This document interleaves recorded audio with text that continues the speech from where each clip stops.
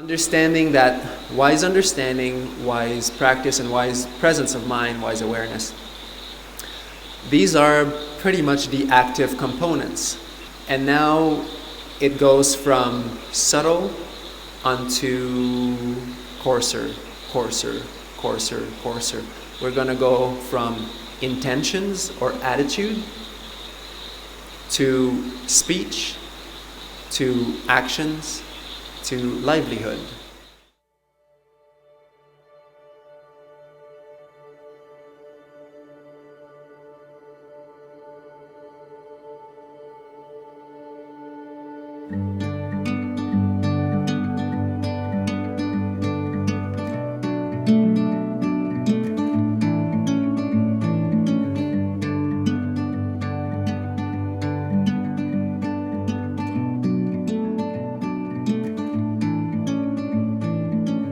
I'm leaving home for the coastline, someplace under the sun. I feel my heart for the first time. We will explore a little bit more and encapsulate everything that we've learned on this retreat in an exploration of the Eightfold Path. And to do so, does everybody has their puja book handy? Yes, good.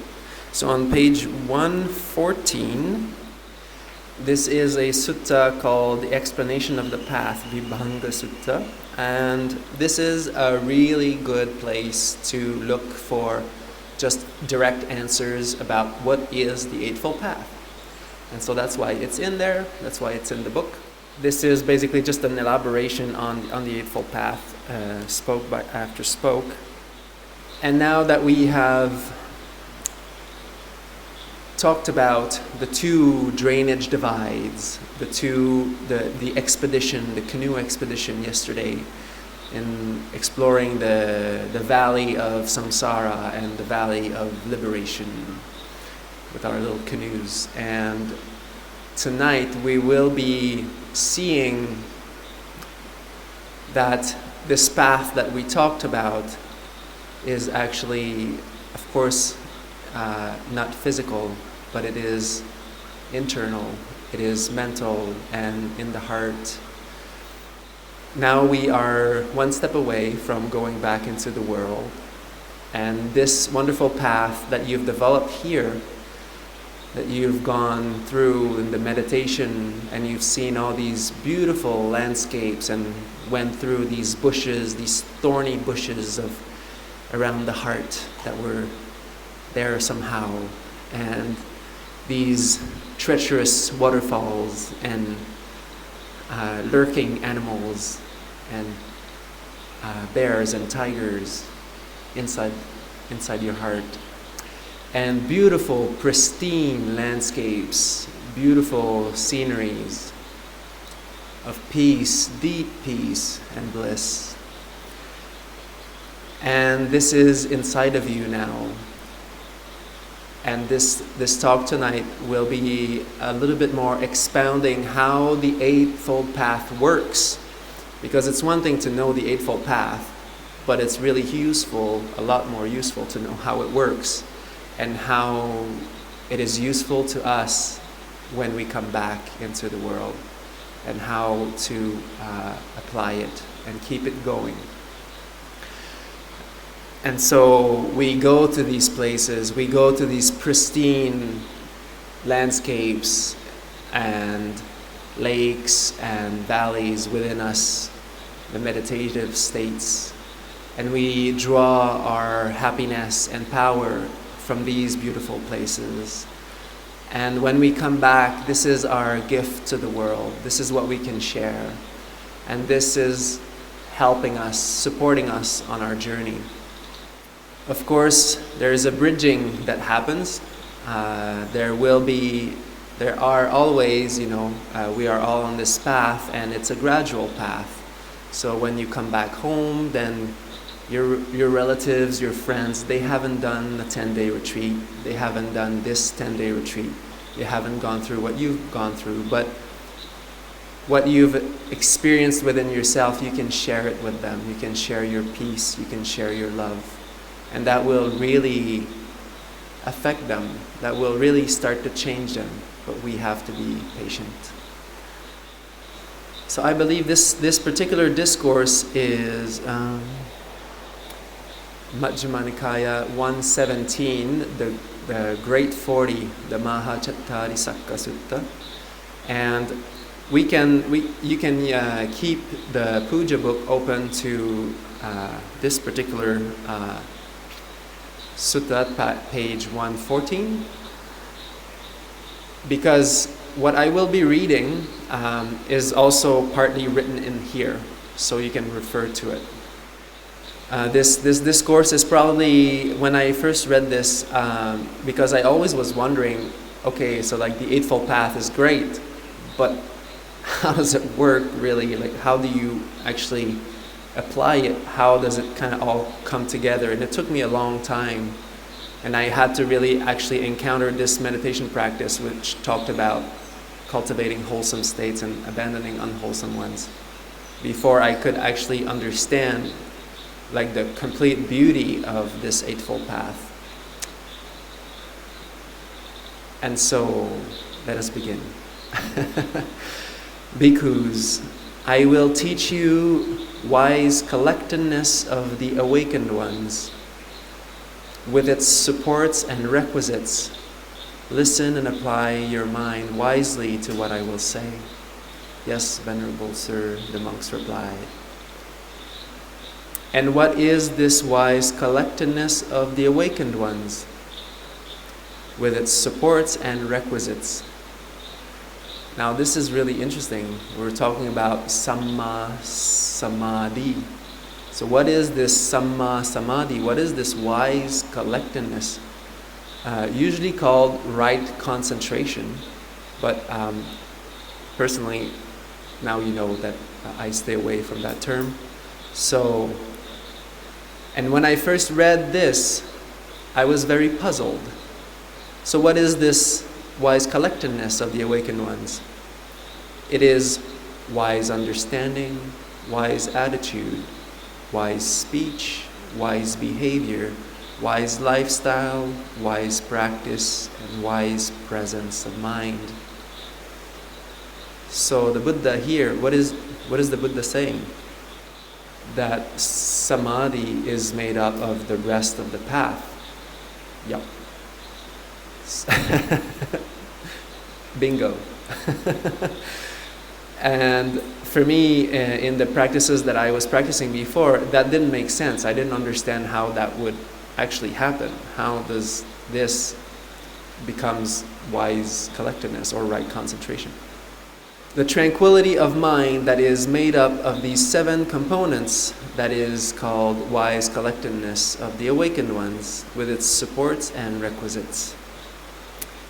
And now as we go, now you might not be fully familiar with the entire Eightfold Path, but as we go we will kind of get to learn what that is. First, there must be wise understanding. And wise understanding, if you still have a pen available or something to write down with, wise understanding is what I translate right view, Sammā-Diṭṭhi. And I realized that I might not have been clear on this beginning of the retreat, but the suttas that I have been reading to you are my own translations. And so I do translate Pali into English. And so what I've been reading to you was all my translations. So that's why you might hear words that you're less familiar with, because I basically really take the way that we practice and use our practice to translate these suttas, basically, so that it can make a little bit more sense. Because we need to understand that also the way that the suttas have been translated in English right now is influenced by the way that it's been being practiced basically nowadays. So which comes from later commentaries and all that. So it's highly influenced. This is my kind of effort for us to make more sense of the discourses. So, first there must be wise understanding, right view. How? One understands unwise understanding to be unwise understanding. And wise understanding to be wise understanding. Buddha is always full of surprises. This is called wise understanding. So anybody has a eloquent way of putting that in a simple form that kind of would crack the code of what the Buddha is saying right now? Yes. So as I understand it is the understanding of Four Noble Truths. Yes, understanding the Four Noble Truths. He will go into a little bit more of a breakdown of what is unwise understanding, what is wise understanding. So this is a template he's going to be using in the next spokes of the path. And he always starts with wise understanding. And wise understanding is about understanding what is wise and what is unwise. What is wholesome, what is unwholesome. Kusala, akusala.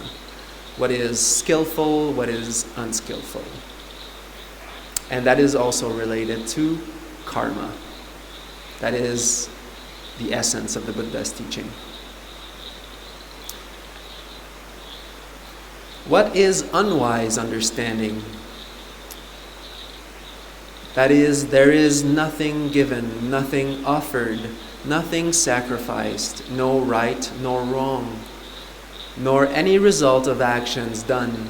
There is no this world and no other world, no mother, no father, no beings who are reborn spontaneously, and these are the devas.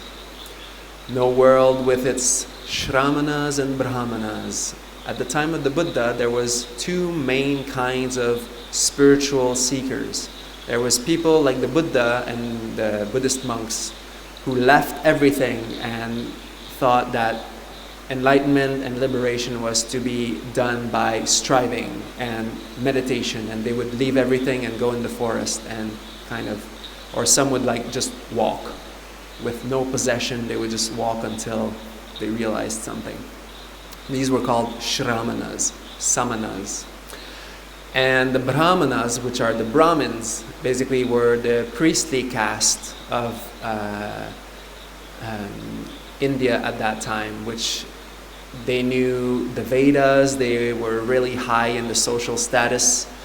There was either kings and Kshatriyas, and the warrior caste or the ruling caste, and the Brahmin caste were always very close and competing in like kind of superiority, kind of power trip. And Brahmins, though, were settled. They had houses, they had land, they had fields, they had cows, they had cattle.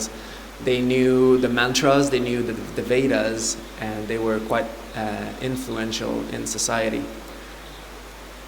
So just a parenthesis so you know what we're talking about here. No world with these Śramanas and Brahmanas who are practicing wisely, who explain this world and the world beyond through their own direct experience of it. This, monks, is called unwise understanding. So, in a nutshell, that's a lot of words to say you don't believe in karma. Huh? And rebirth, yeah. Rebirth is like a step a little bit further, I think, in like Western minds. But even if you don't believe in rebirth, the stanza that I like about it is that when the Buddha says, someone who doesn't believe in rebirth, or that like this life is the all in all, and when you die, there's nothing after. There is nothing keeping you from doing all the worst actions in this world, basically, because there's no consequence. Like when you're not reborn again, when everything, you live in this world trying to take as much as you can from it and just living like that. And doing bad things, doing good things, it's all the same thing. It's if you die and then there's nothing after, then why would you do good? There's no reason for anybody to do good when you think you're going to die and then it's going to be done. So the Buddha says you don't have to believe in rebirth, but at least you can understand the state of mind that this produces and try to be skillful. But basically this just means there's no action, karma, and there's no result of action, vipaka. So this is what we call kamma vipaka. So if you walk around in the street and you shout everybody names and insult people and even get into fights with everybody, after a couple of months, what do you think your reputation is going to be like? Not so good. It's probably going to be really hard to live in that town because nobody's going to like you, and there you go. That's the direct way that you can see the result of actions. And sometimes we have to go to extremes.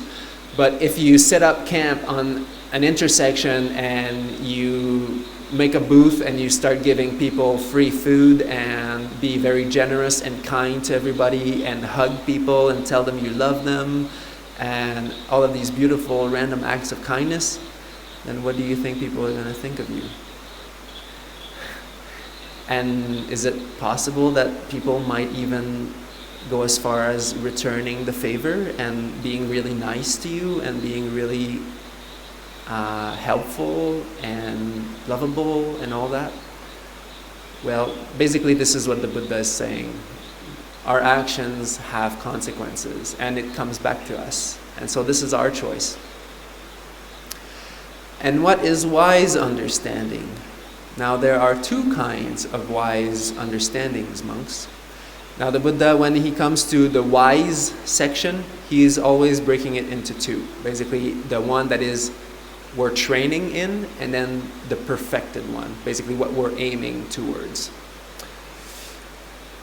There is wise understanding which is still under the sway of distractions, whereby merits must be performed, and which matures by the accumulation of wholesome actions. And there is the wise understanding which has no distractions, so no taints, no asavas, and remains unaffected by this world and actions, which is the pure spoke of the path. So, as I said, one is basically influenced, is under training, and the other one is kind of what we're aiming towards. What is wise understanding which is still under the sway of distractions? One understands there are things which are given, which are offered, which are sacrificed. There is right and wrong. And the result of actions, this world exists. And so does the other world. There is mother and father, and beings who are reborn spontaneously. This world does exist with its Śramanas and Brahmanas who practice properly and who explain this world and the world after by their direct experience of it. This, monks, is called wise understanding, which is still under the sway of distractions. So we're slowly starting to cultivate this understanding. Sammā-Ditti, or right view, or wise understanding, is also a training. That's why we get together every night and we discuss about the Dhamma, so that we can actually start to understand what the Buddha taught. And basically it all comes down to wise understanding in the end. It's going to be, everything that we do is to purify our mind to see things properly, basically. So wise understanding is never to be underestimated. And this is the reason for our Dhamma talks every night.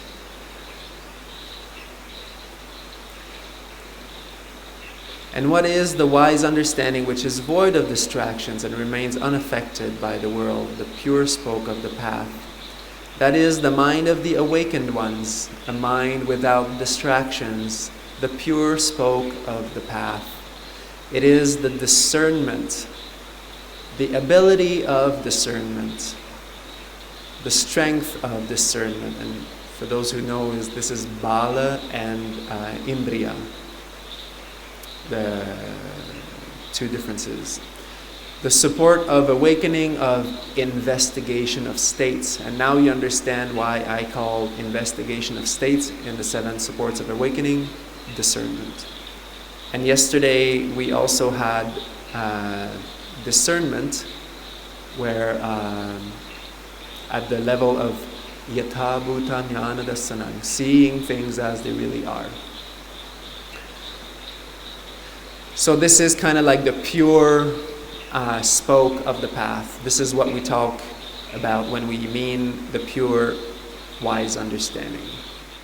And it is these factors in one who develops the path. So it is within us, it is within everybody here, what we are perfecting them, basically. It is the wise understanding which is a constituent of the path. This, monks, is wise understanding, which is void of distractions.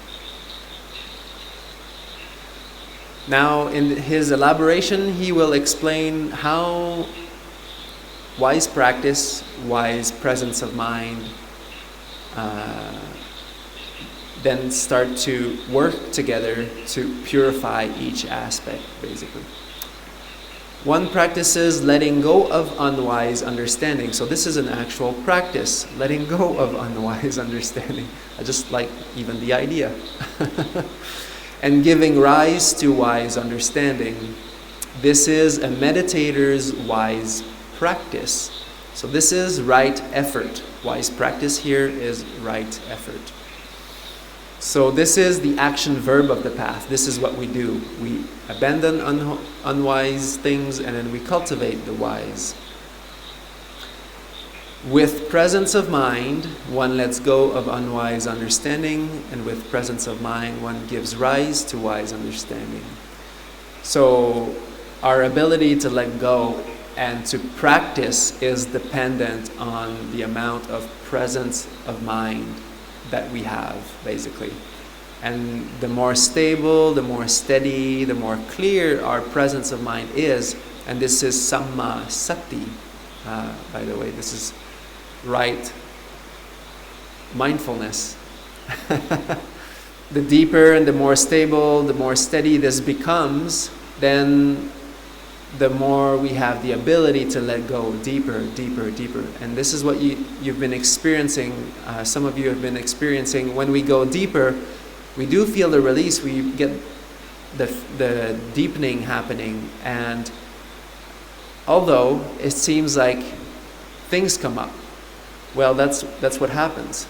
That is the power of mindfulness, or the power of presence of mind. As it goes deeper, then everything that we didn't see before, it just arises. It comes to light of awareness, and that's the magic here. This is a meditator's wise presence of mind. In this way, these 3 components always gravitate and revolve around wise understanding. That is, now it's a bit confusing here, but stay with me. It'll all be fine. That is, wise understanding, wise practice, and wise presence of mind. So, first we have wise understanding. We have to understand things properly. Then we have right effort, wise practice, which is the effort that we do. And what supports this is wise presence of mind. So with the eyes of wise understanding, Sammā-Diṭṭhi, we practice letting go of unwholesome states, going towards wholesome ones with the hands of wise practice. And wise presence of mind is just the general awareness of the process. So that's as far as the analogy goes. And so, I mean, this sutta is quite profound in itself. There's a lot of things to say about just what we just said. But understanding that wise understanding, wise practice, and wise presence of mind, wise awareness, these are pretty much the active components. And now it goes from subtle onto coarser. We're going to go from intentions or attitude to speech, to actions, to livelihood. So basically we are starting at the root in the mind with our intention, sankappa. And then we move out into speech, which is really close. Everything that we say and produce with verbal formations or through speech, this is extremely close to our minds. And then the next step is to take actions. And then what we think, what we ponder upon, what we say, and then we take actions upon it. And then, there's just a general livelihood, a general lifestyle. And it's the same process for the whole path, basically. So these three components revolve around each other: wise understanding, wise practice, and wise presence of mind, to purify our intentions, our minds, our speech, our actions, and our whole lifestyle. So there we go. We don't have to talk about the sutta anymore. We just covered it all. And what, monks, is unwise attitude? First, there must be wise understanding, monks. Now we're moving to wise attitude. One knows unwise attitude to be unwise attitude, and wise attitude to be wise attitude. Well, that sounds pretty straightforward. This is one's wise understanding. What, monks, is unwise attitude? The attitude based upon sensory gratification, the attitude based upon dislike, and the attitude based upon agitation. This can be basically greed, aversion, and restlessness, or basically violence. This is unwise attitude. What is wise attitude? Now there are two kinds of wise attitude, but the one in training is the one you have in front of you, so you can say it. The attitude of letting go, very good. We have one, there's three.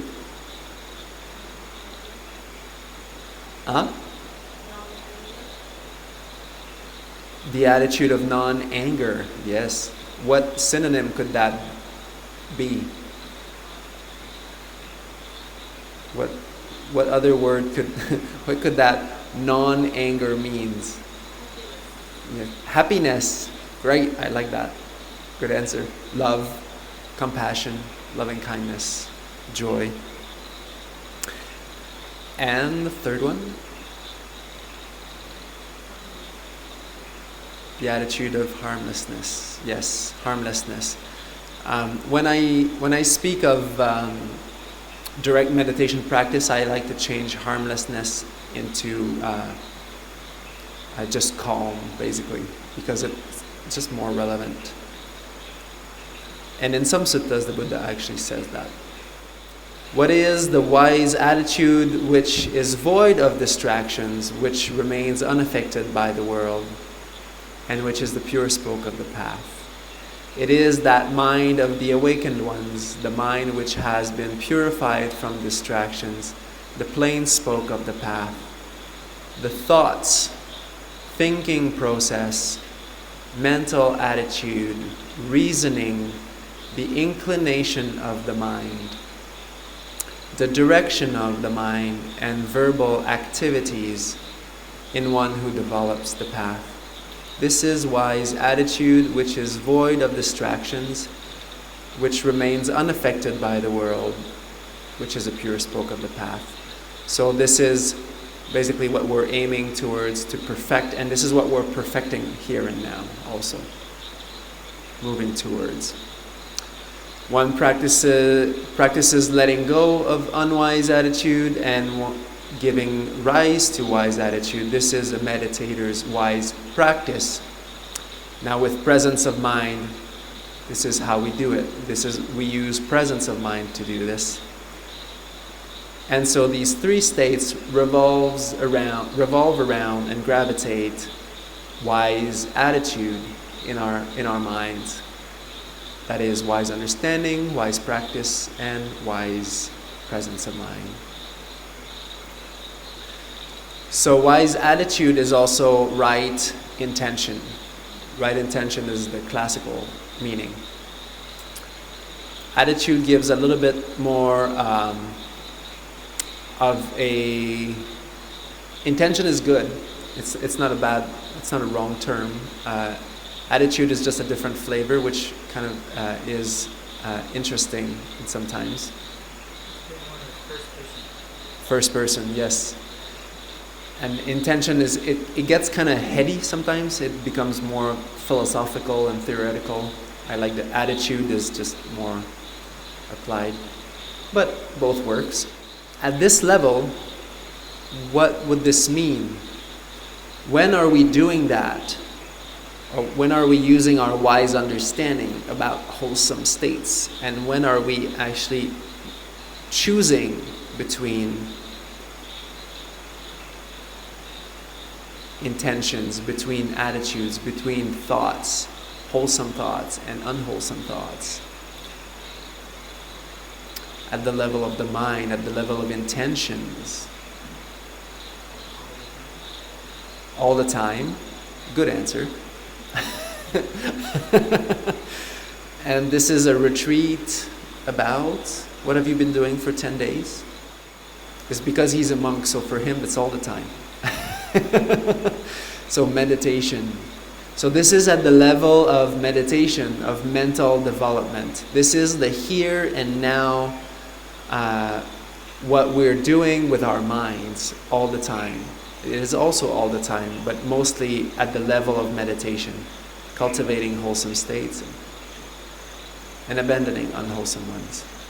Now we move out into a little bit of a coarser reality. First, there must be wise understanding, monks. One knows unwise speech to be unwise speech, and wise speech to be wise speech. This is one's wise understanding. So every time we start with wise understanding, we know what is wise, what is unwise. Because if we don't know that, then, well, we can't practice. That is one's wise understanding. What is unwise speech? Speaking lies, spiteful speech, rough language, useless talk. Interesting. This is unwise speech. What is wise speech? Now there are two kinds of wise speech. Can you tell me? There's wise speech that is in training, and then the other wise speech, which is kind of what we're aiming towards, the pure spoke of the path. Now, what is wise speech that we train with, that we develop? And this is in your book. Abstaining from false speech. Very good. Spiteful, abstaining from spiteful. It's written as abstaining, right? Because otherwise doesn't work. Very good. Then abstaining from unkind speech. Yes. Rough language. Yes. Abstaining from senseless talk. That it? Yes. Good. Very good. Useless talk, senseless talk. Sounds like it falls into the same category. This is called wise speech, which is still under the sway of distractions. What is the wise speech which is void of distractions? It is that mind of the awakened ones, the mind which has been purified from distractions, the plain spoke of the path. It is the non-performance, refraining, abstinence, and desisting from these 4 unwise ways of speech. Then one practices letting go of unwise speech and giving rise to wise speech. This is a meditator's wise practice. Now with presence of mind as our companion, this is how we do this.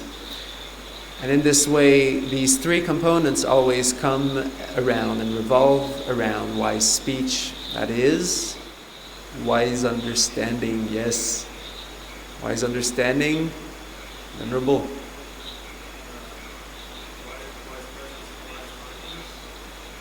Yes, wise presence of mind, wise practice, yes. We need all 3. We need all 3 together to make this work. Intention. Well, the thing is, you need intention for everything. But the intention that we're talking about here is basically the three intentions. So it's not necessarily the quality of intention, but it's those 3 qualities that make up wise intention. So that's different also. The intention you're referring to is probably more close to Chanda. And Chanda is found is wise practice. Chanda is wholesome desire. Because we're all here, we all have a desire to get better, to be more liberated, to be more kind, to be more gentle, more compassionate. And so we need a certain amount of wanting to do this. But when we talk about wholesome wanting, we call it usually Chanda, which is basically working in our favor. So we always need that.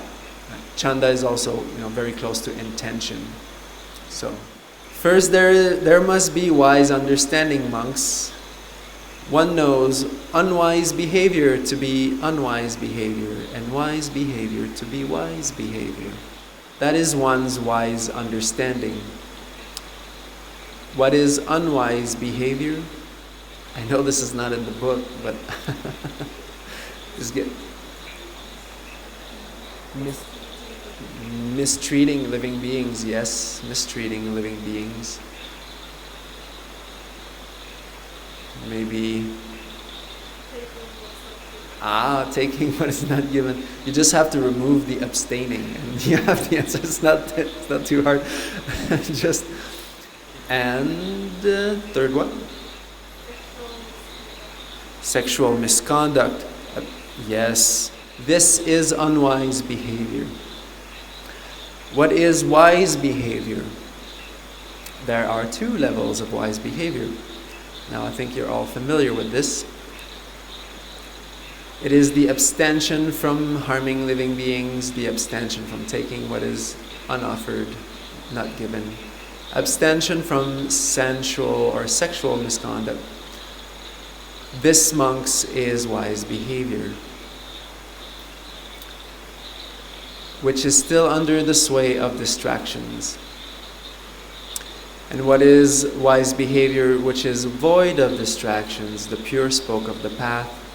It is that mind of the awakened ones, the mind which has been purified of distractions, the plain spoke of the path of the awakened ones. It is the non-performance, refraining, abstinence, and complete desisting from these 3 unwise ways of behaving.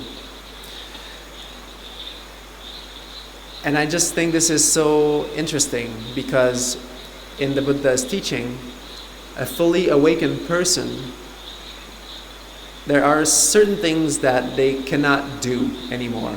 And that's a good way to see what kind of awakening we're talking about. Because nowadays, with the abundance of social medias and all of these things, which is great. It's been connecting a lot of people together and giving rise to a lot of good things, but also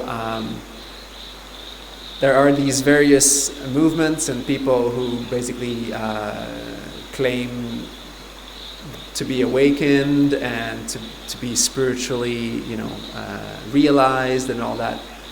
And while for certain traditions and spiritual backgrounds, awakening, liberation,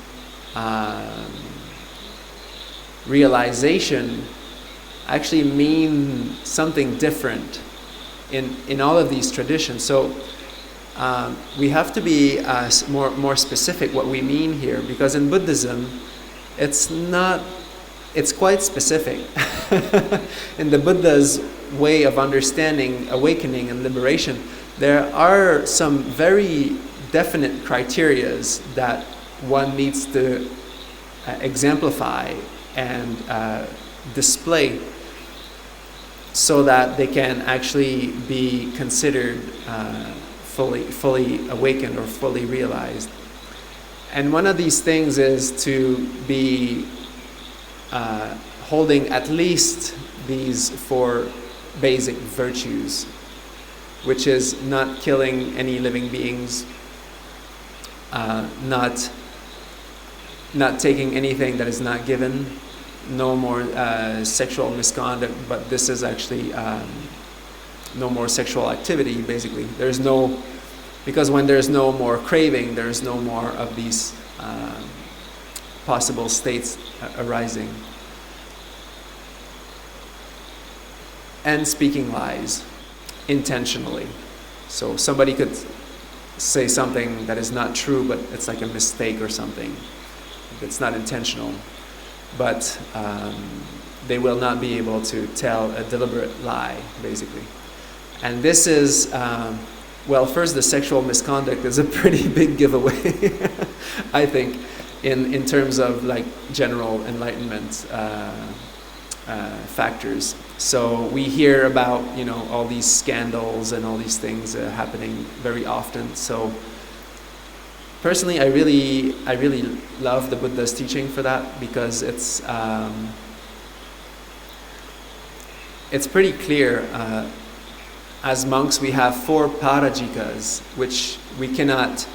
If a monk, a fully ordained bhikkhu, basically trespasses on any of these 4 parajikas, which means basically we're defeated, on the moment it happens, we are no longer monks and we cannot ordain for the rest of our lives. And that's as clear as that. These are the 4 most important rules of monastic life, and it is about first sexual intercourse. As soon as this happens, we are no longer monks and cannot ordain for the rest of life. The second is stealing anything worth more than 5 mastakas. If we go into the nitty-gritty.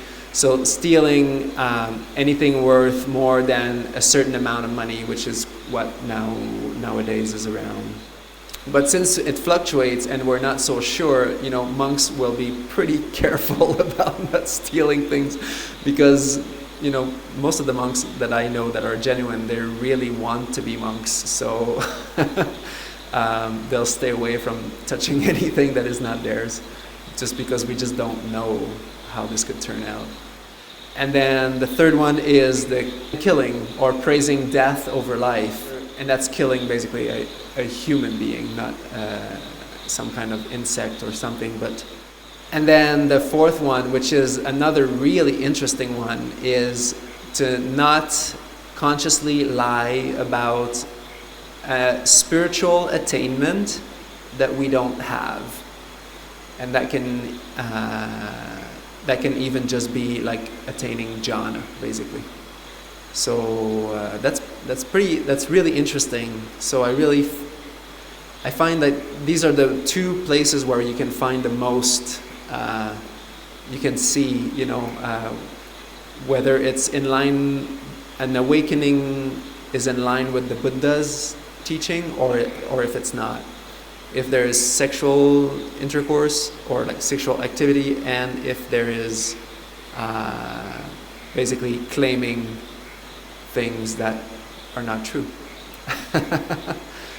The Buddha called it the highest kind of theft, to claim that we were attained to something that we didn't in this teaching, in this dispensation.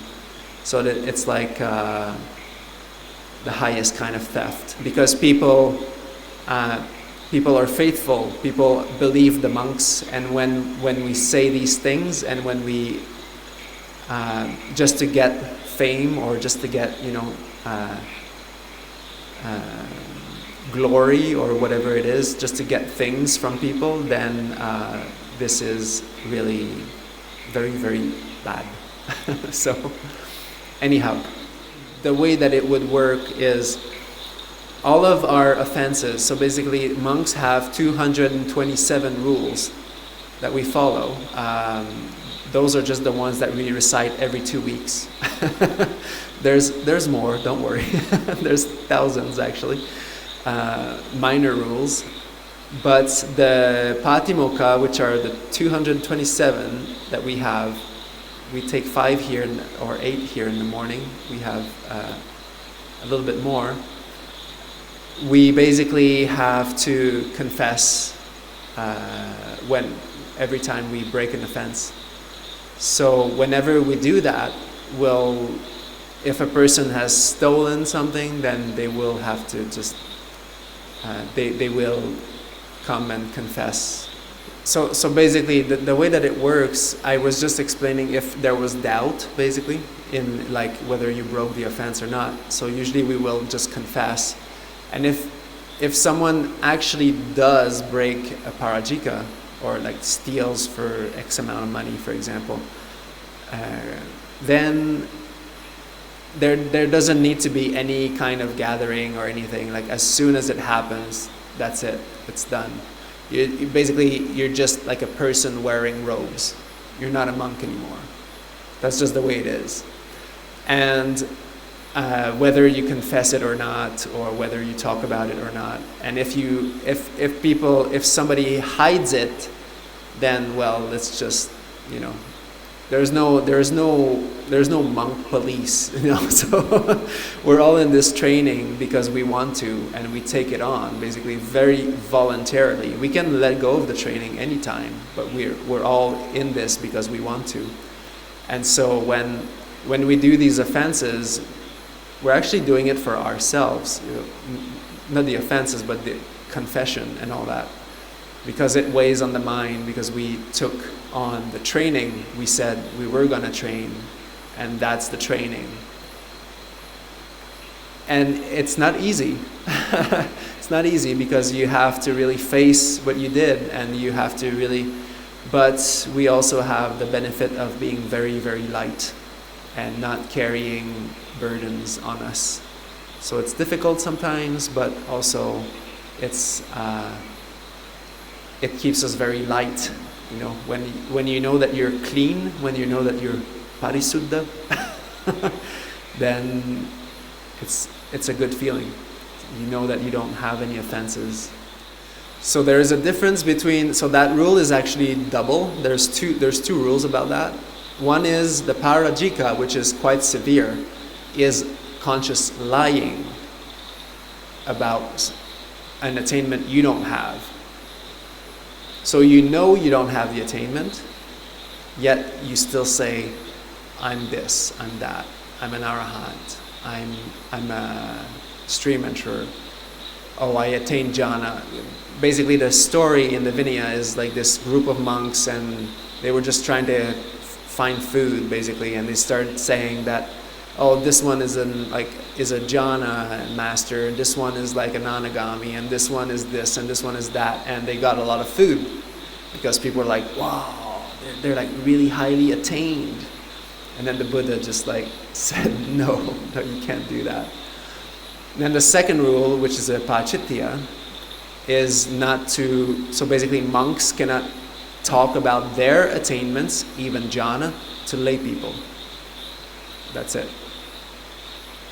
because it's impressive. Because of course, when you declare publicly that you have attained this or that, well, that's what it does. That's what happens, and then it feeds the wrong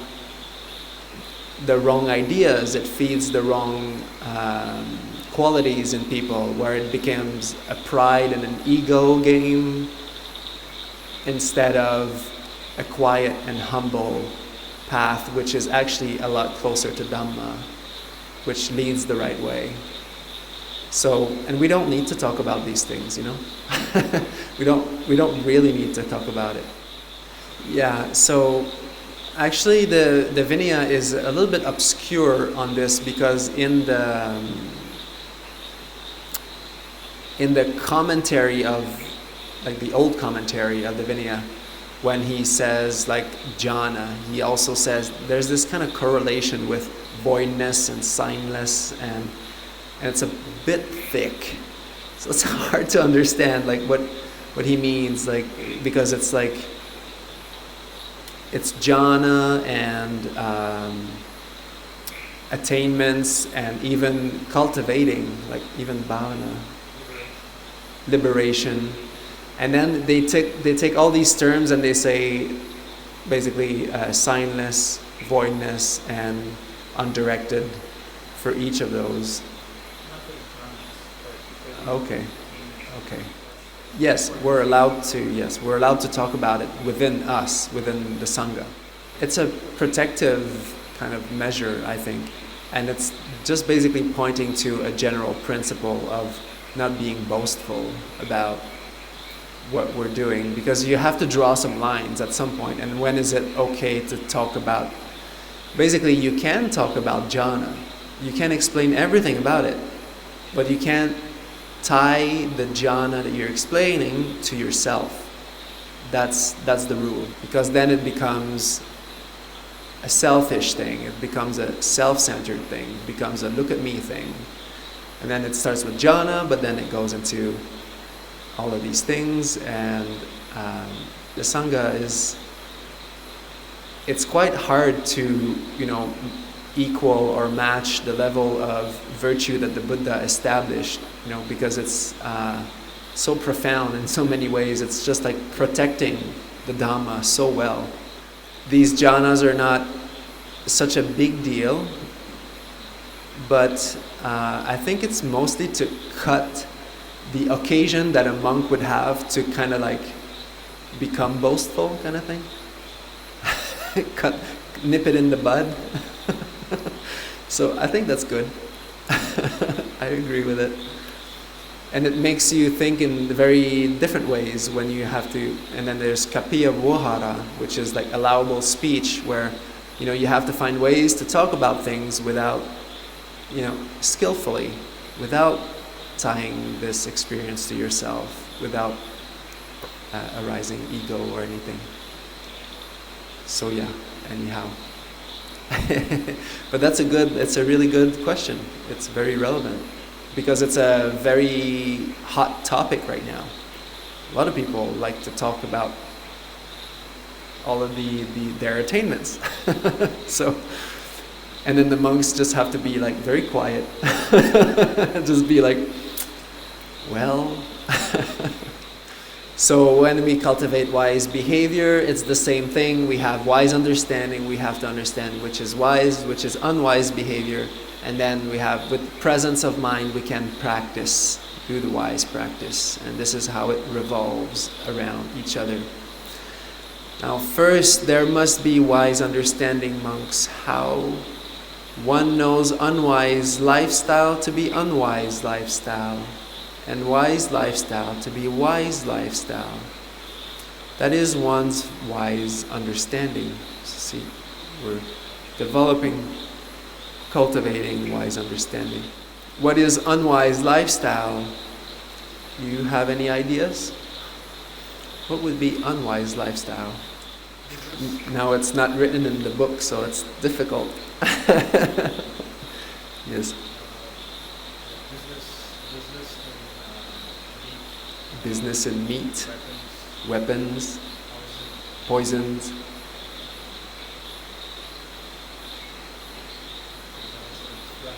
human trafficking. Yeah. I think there's more, but huh? Intoxicants, yes, intoxicants. So these are usually the 5 that we say, just stay away from that completely.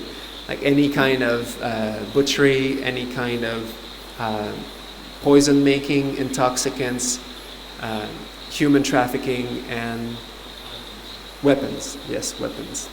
So just stay away from that. Now there are more than this, but that's just trying to find the best possible option for you at the moment as well. So here the Buddha is actually saying a few different, there's fraud, bribe, soliciting, playing tricks, like seeking profit for profit. That's an interesting one. Seeking profit for profit.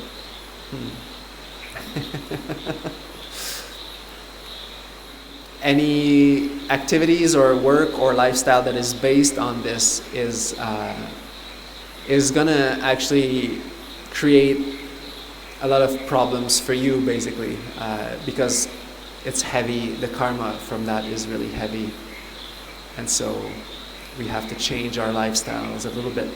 And what is wise lifestyle that is still under the sway of distractions?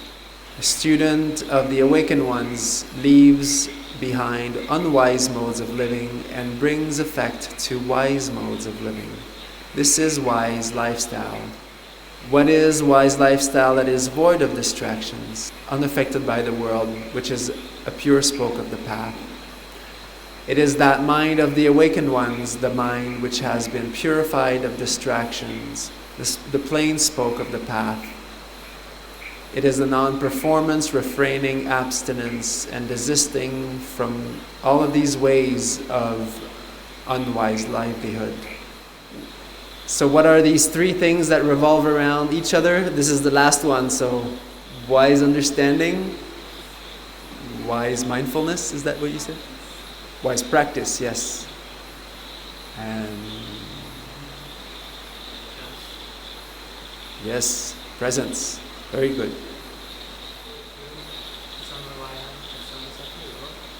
No. So I was just going to suggest if you wanted to go through the formal reading first. Oh, yes, sure. Yeah. Okay, we can do that. Yeah, I was just trying to keep it light for people because we're already getting late. But yeah, it's because in the general way that it's understood, wise practice is basically composed of 4 steps, basically, which is, the first is to protect our minds from unwholesome states. The second is to let go of any unwholesome states that have arisen.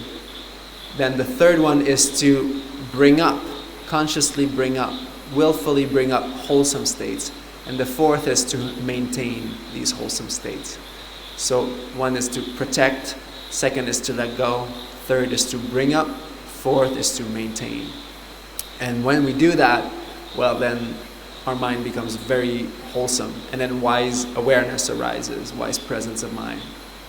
And wise presence of mind, the Buddha says, these are the 4 satipatthanas, the 4 resting places of awareness. So seeing body as body, and we saw the Satipatthana Sutta a few days ago. Body as body, sensations as sensations, mind as mind, and Dhamma principles as Dhamma principles.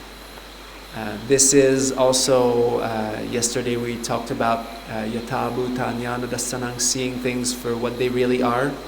This is the 4 resting places of awareness. The sand dunes and the sky. And that's it, right?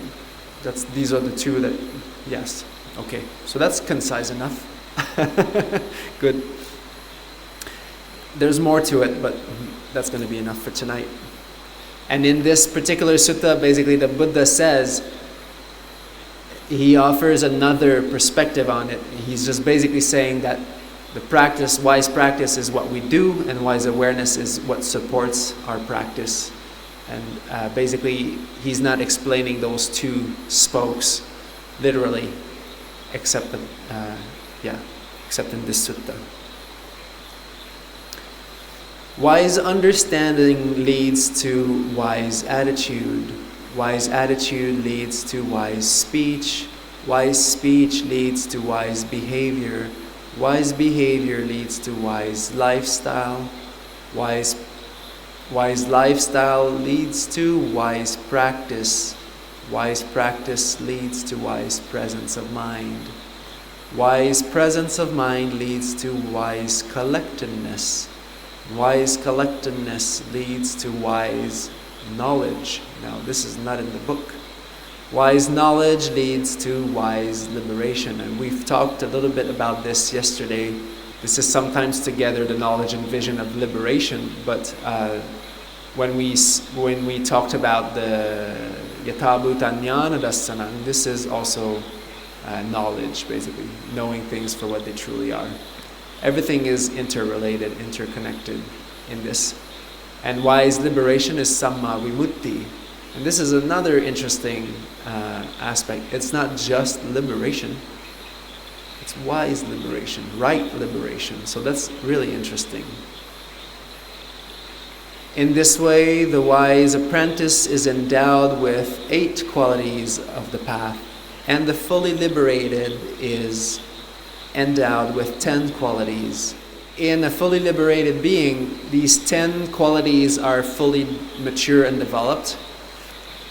And in those who are in training also, we also have access to these 10 spokes, actually. Because if you see in the connected discourses, in the Magga Samyutta, the chapter on the path, there's a lot of suttas with the Tenfold Path, actually. So this is not only available to arahants. Now, the origination of the path, first there must be wise understanding, monks. How? From wise understanding, unwise understanding wears away. And the countless harmful, unbeneficial mental states that arise because of unwise understanding, these also come to an end. And the countless skillful mental states that arise because of wise understanding, these also come to maturity by development. From wise attitude, unwise attitude wears away. From wise speech, unwise speech wears away. From wise behavior, unwise behavior wears away. From wise lifestyle, unwise lifestyle wears away. From wise practice, unwise practice wears away. From wise presence of mind, unwise presence of mind wears away. From wise collectedness, unwise collectedness wears away. From wise knowledge, unwise knowledge wears away. And this is my favorite here. From wise liberation, unwise liberation wears away. What is that anyways? This is a magic banana. Eat it, you'll be liberated. Now the Great 40, and this is basically the lion's roar of the Buddha here. Like this, monks, there are 20 states belonging to the wholesome and 20 states belonging to the unwholesome. So basically he's talking about the 10 factors and all of the wholesome or unwholesome states that arise based on these. So the 10 and their states. So 2020. This is why it's called the Mahachattari Sakka Sutta. This is the Great 40 states. This Dhamma discourse on the Great 40 states, which has now been propounded, cannot be refuted nor turned back by any Samana or Brahmanas in this world with its Devas, Maras, and Brahmas. Should any renunciate or Brahmana think of blaming or disparaging this discourse on the Dhamma, on the Great 40 states, then they offer themselves up to 10 counter-arguments which are fully in line with the law, with the Dhamma, the way things work, here and now, upon which they will be refuted. If one were to disparage wise understanding, then one speaks in favor of unwise understanding. If one were to disparage wise attitude, then one speaks in favor and praises unwise attitude. If one were to disparage wise speech, then one speaks in favor of unwise speech, and it goes all the way down to the end. If one were to disparage wise liberation, then one would speak in favor and praise unwise liberation. Should any renunciate or Brahmin think of blaming or disparaging this discourse on the Dhamma of the great 40 states, these are the 10 counter-arguments that they offer themselves to, upon which they will be refuted. Even these teachers from Okkala, Vassa and Bhanya. Okkala is today Odisha, the old kingdom of the Kalingas. For those of you who know Indian history. Even Vassa and Bhanya, that propound philosophies of non-causality, that don't believe in karma and say that there's no karma at all, there's no action nor result of action, and propound theories of nihilism, would not think to refute this teaching on the Dhamma on the great 40 states for fear of being criticized and refuted. This is what the Awakened One said, "Glad at heart the monks rejoiced in his words." For me, I actually use this ending as a kind of a contemplation quite often, because this is the power of Dhamma. It's quite profound. When somebody speaks against right speech, they're talking in favor of wrong speech. It's like, okay, it seems these are the things that are so intuitively wholesome. When somebody, there has been many times in my life, and especially when I went by myself in Canada, where there was very little knowledge of Buddhism, and monastic life is completely unknown, and a lot of people would just come and basically try to refute basically the teaching. And I was like, well, you can't really refute this, because if you refute it, then you're speaking in favor of killing beings. Or if you refute it, you're speaking in favor of talking lies. If you refute it, you're speaking in favor of stealing. And these things are just intrinsically virtuous and good, and it feels wrong to kind of think the other way.